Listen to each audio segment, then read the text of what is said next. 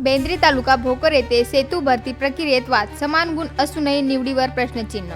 नांदेड जिल्ह्यातील बेंद्री तालुका भोकर येथे आपले सरकार सुविधा केंद्र सेतू भरती प्रक्रियेत वाद निर्माण झाला आहे। पात्र उमेदवारांनी अंतिम निवड यादीवर गंभीर अपेक्षा घेतली आहे। माहितीनुसार जाधव दिलखुश मारुती यांना डिग्री प्लस पोस्ट ग्रॅज्युएशन या पात्रतेवर 30+25 असे एकूण 55 गुण प्राथमिक निवड करण्यात आली, तर साईनाथ परशुराम वाघमारे यांनी डिग्री प्लस सीएससी या पात्रतेवर 30+25 असे एकूण 55 गुण असूनही अंतिम निवडीत प्राधान्य न दिल्याचा आरोप करण्यात येत आहे। नियमानुसार सीएससी पात्रतेला प्राधान्य असतानाही त्याकडे दुर्लक्ष झाल्याचे उमेदवारांचे म्हणणे आहे।